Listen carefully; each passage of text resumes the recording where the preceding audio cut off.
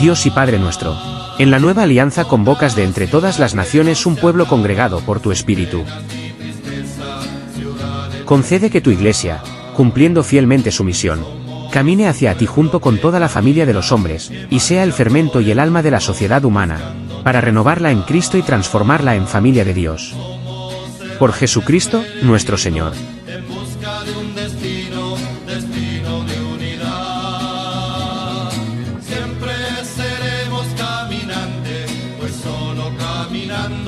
Sínodo es la palabra antigua muy venerada por la tradición de la Iglesia que indica el camino que recorren juntos los miembros del pueblo de Dios, unidos a Jesús.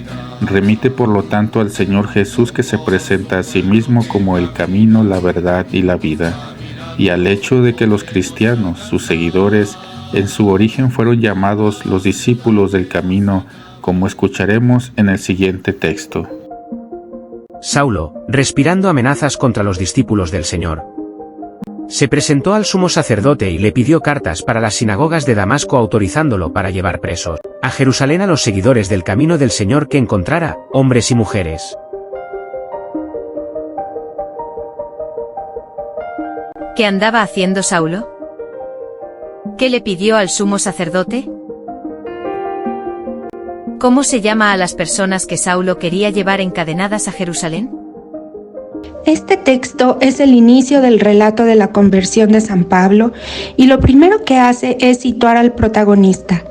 El origen de todo lo que se va a narrar está en la respiración de Pablo, es decir, en lo que hay en su alma, en lo que constantemente entra y sale del cuerpo, el aire, y le da vida. Con esta metáfora, Lucas nos está diciendo que Pablo había decidido dedicarse totalmente a esta misión. Era su respiración. Por ello, Pablo decide presentarse al sumo sacerdote y pedir la autoridad contra los cristianos de otras ciudades.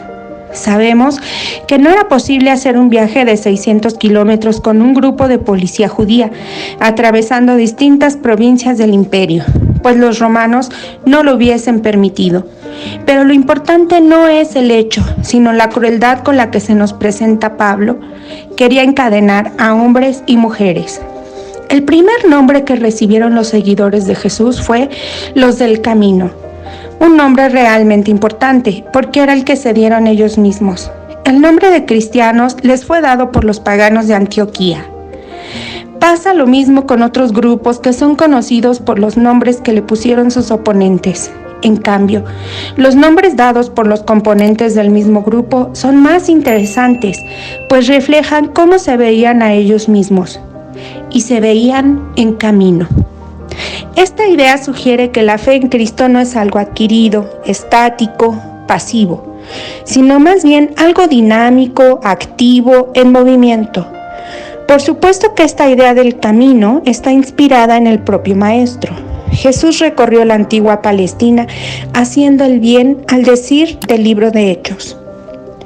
En su caminar se encontró con toda clase de personas necesitadas, y él era el caminante que se tomaba tiempo para atenderles. Las necesidades eran múltiples en una época de inmensa pobreza de la mayoría, la enorme riqueza de unos pocos y un poder opresor romano que condicionaba cada aspecto de la vida. Además, el pueblo oía diferentes maneras de hablar de Dios que en el fondo les apartaban de él. Muchos de esos pobres analfabetos no tenían tiempo para cumplir las minucias de las prescripciones religiosas. Por ello, eran considerados malditos. Y los enfermos, y los desesperados, y los pecadores.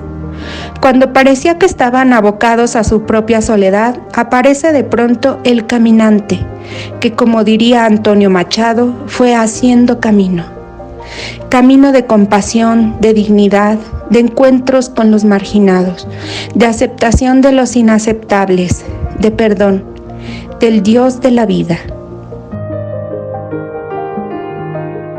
Los seguidores del Maestro comprendieron que su vida era un llamado a seguirle por las rutas de Galilea, lugar de necesidades. Supieron que su vida era camino, como lo dijo él mismo: yo soy el camino. Entendieron que no era el mundo el que tenía que venir a ellos, sino que ellos se sentían llamados a ir al mundo como su Maestro para hacer el bien. ¿Somos nosotros también los del camino? Para sus discípulos es un caminar tras las huellas de Jesús, con esa actitud compasiva, con esa apertura a todos, en ese espíritu de derribar barreras de todo tipo. No olvidemos que ese movimiento de seguidores de Jesús, al igual que lo fue para él mismo, es peligroso para la religión estática, la dogmática, la que busca reconocerse al lado del poder político. Caminar es la mejor manera que tiene uno para sentirse vivo, y hacerlo en el espíritu de Jesús es la mejor manera de hacer que otros vivan también. Qué hermoso sería si todavía nos llamásemos los del camino.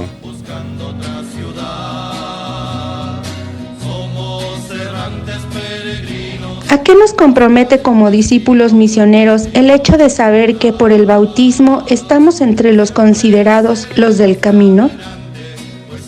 ¿Qué hacer en nuestra comunidad, barrio, colonia, parroquia, para ser iglesia en camino al servicio de los alejados y empobrecidos?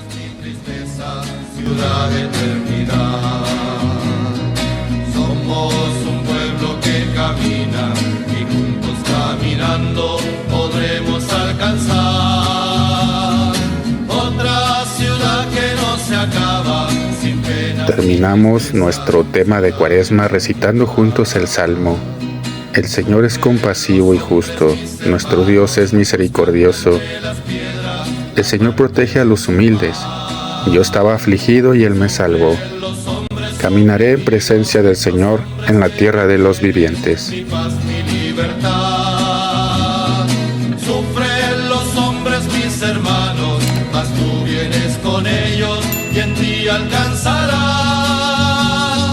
otra ciudad que no se acaba, sin penas ni tristezas, ciudad de eternidad. Somos un pueblo que camina y juntos caminando podremos alcanzar otra ciudad que no se acaba, sin penas ni tristezas, ciudad de eternidad.